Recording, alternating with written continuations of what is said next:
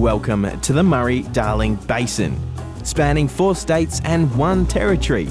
Home to the nation's food bowl, a lot of fish, birds, boats, a bunyip? Scary. And wetlands. They're the boggy bits along the rivers that stay wet most of the time. Marshes, swamps, estuaries, billabongs. The Murray-Darling Basin has around 30,000 of them. These wetlands are really important habitats, and that's because there is so much water there. The plants can grow a lot and generate food for lots of insects and animals. It's also a refuge area. It's often a cooler kind of habitat, and so in really hot places in Australia, lots of land animals like to use the moist forests along the rivers to shelter. Professor Jamie Pittock is a water management expert who's been looking closely at the Murray-Darling's wetlands, and what he found wasn't great. He says a lot of them aren't getting the water they need to stay healthy, and the main reason is a lack of floods.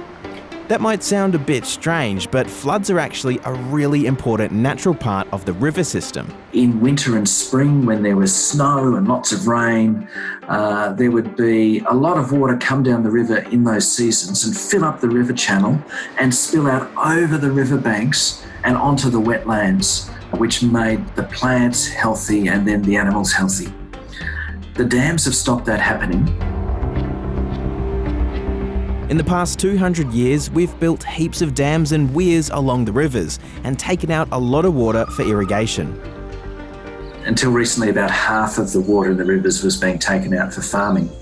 But that meant that there wasn't enough water left to keep the plants and animals that depend on regular watering alive. It's why back in 2012, the government came up with a plan to share water between farmers right along the river and make sure there was still enough left for the environment. Some of that extra water was supposed to make its way to wetlands, but Professor Pittock says it's not always getting there.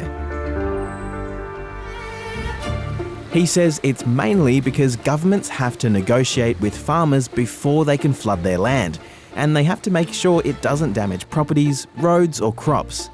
That's a long and difficult process, and it means only small amounts of water are being released at a time. What that means is that while there's a lot of environmental water, about 2,000 billion litres, can you imagine 2,000 billion litres?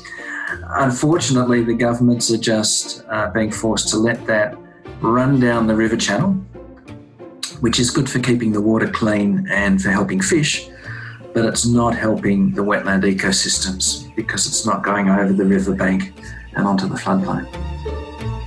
It's not an easy problem to fix, but experts say we need to figure out a solution quickly if we want to protect the Murray-Darling and its amazing wetlands.